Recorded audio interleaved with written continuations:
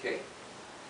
Now, I was thinking, because Christ did not say, do not cry. Okay?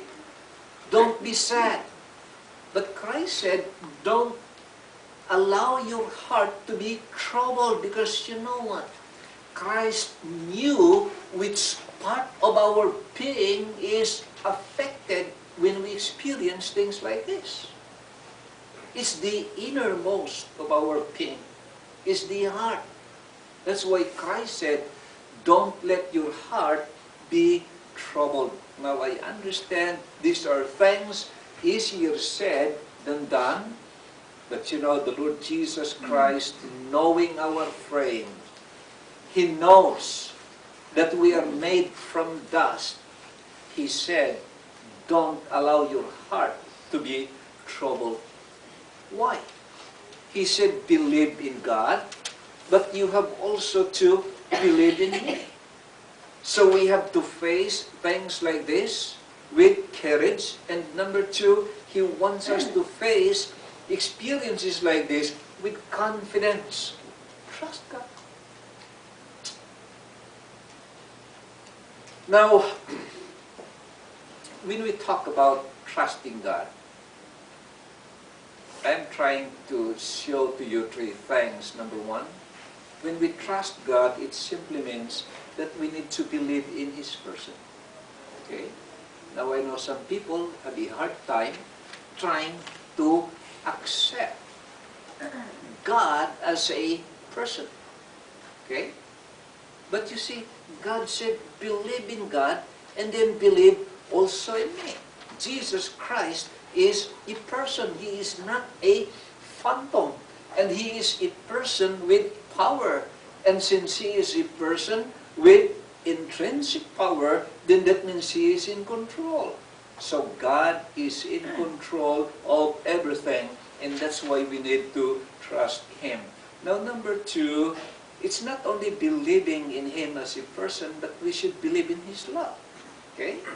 God is powerful, but at the same time, His power is blended with love. I tell you, if God is purely power without love, then it's very dangerous, because He can do anything against us, right?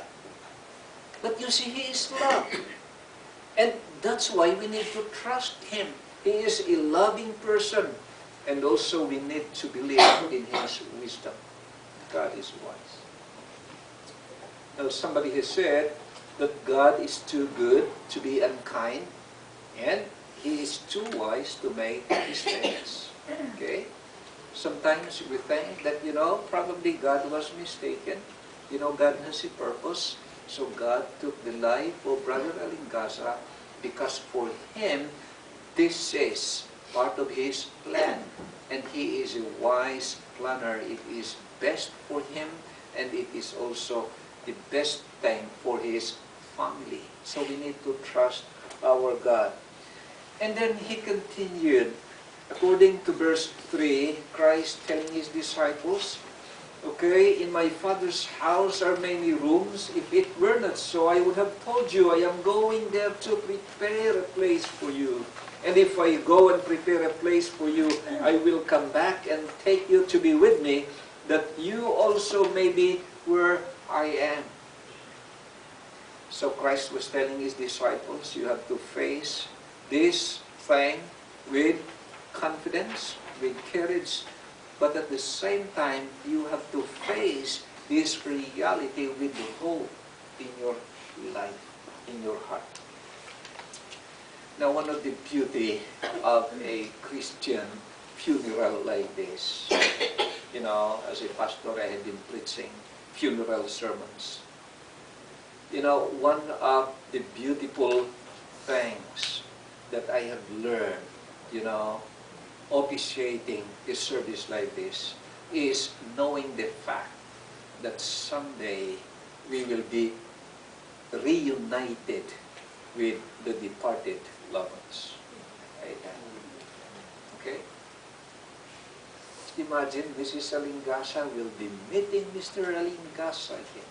The kids, Rene, Amy, Pastor Fred, Reggie, Okay? Birth. Okay? According to the scriptures, time will come that there's going to be a reunion. One time, me and my wife have to fly to New York to attend the funeral of his uncle. And we have to leave early in the morning from O'Hare Airport, so we went together. But since it was a short time notice, so we can't be seated together in the same plane. Okay? So, according to the tickets that were given to us, I am the first one to go. Okay? And then, my wife will be left behind at the O'Hare Airport. But you know what? While I was up there on the air, after 45 minutes, I said, my wife now is also taking off from O'Hare. And so I was the first one to arrive LaGuardia Airport. I waited there for a few minutes. I bought coffee and some donuts. After a few minutes, I saw my wife. And you know what? I told my auntie there in New York. I said, you know what, auntie? It's just like what happened with me and Jocelyn this morning. I was the first one to leave O'Hare. I sat there for a few minutes and then my wife arrived. It's just, heaven is just like that.